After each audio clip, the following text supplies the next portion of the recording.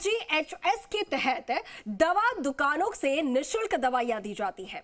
हालांकि कई जगहों पर RGHS के तहत दवाइयों में फर्जीवाड़े की बातें भी सामने आती रही हैं। कई बार सरकारी अस्पतालों से डॉक्टर के फर्जी साइन करके भी RGHS के तहत दवाइयां उठाई जा रही हैं। ये रिपोर्ट देखें।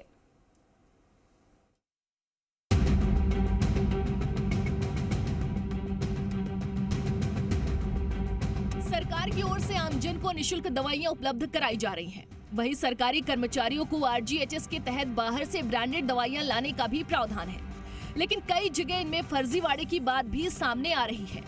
ऐसा इसलिए हम कह रहे हैं क्योंकि एक ही मरीज के नाम से बार बार पर्चियां बन रही हैं, जिसमें इतनी टैबलेट लिखी हुई है जितनी दवाइयां वो उस टाइम पीरियड में नहीं ले सकता। हर 15 से 20 दिन में वापस पर्ची रिपीट हो रही है। दवा वितरण में फर्जीवाड़ा। कई जगह RGHS के तहत एक ही मरीज बार बार दवाई ले रहा है। मरीज ने एक महीने में 3 बार दवाई ली। पहली बार 31 जनवरी को ली गई दवाई, फिर 9 फरवरी और 24 फरवरी को दवाई ली गई। तीनों में ही म्यूसिनिक 600, तीनों ही बार कॉमन है। एक बार 60 टैबलेट दी गई, एक बार फिर 30 और फिर 30 टैबलेट दी गई। तीनों ही बिलों में 23 दिन में 5 बार खांसी की भी दवा दी गई। 23 दिन में 90 गोली पेंटोसीड के दे दिए गए। एक मरीज को ये दवा 4 दिन में 2 बार दी गई। पहली बार 10 फरवरी और फिर 14 फरवरी को दी गई। दोनों में ही 90 पेंटोसीड दवा दी गई है। दोनों में ही 60 यूरिमेक्स डी दवा भी दी गई है।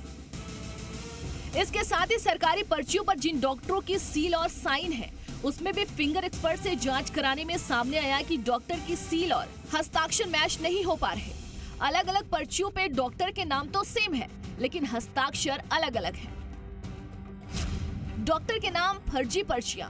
अस्पताल से बनाई जा रही है डॉक्टर के नाम फर्जी पर्चियां। RGHS के तहत उठाई जा रही है दवा। पुरानी बस्ती शहरी प्राथमिक स्वास्थ्य केंद्र, रामगंज डिस्पेंसरी, गड़गौरी अस्पताल सहित अन्य अस्पतालों में ये पर्चियां बनाई गई। अलग अलग डॉक्टरों के नाम से ये पर्चियां बन रही हैं। RGHS के तहत उठाई जा रही है महंगी दवाइयां।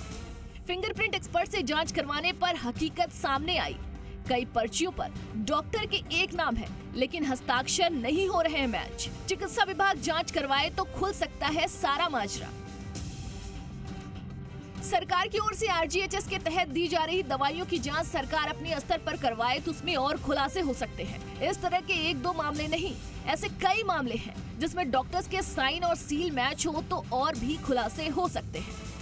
सरकारी कर्मचारियों और पेंशनर्स को RGHS के तहत मिलने वाली दवाइयों में फर्जीवाड़े की बात सामने आ रही है।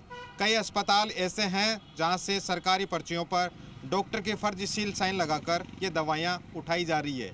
इस मामले में से फिंगर एक्सपर्ट से जांच करवाई गई तो डॉक्टर्स के साइन मिसमैच मिले हैं। अगर सरकार इनकी जांच करवाए तो पूरा मामला सामने आ सकता है।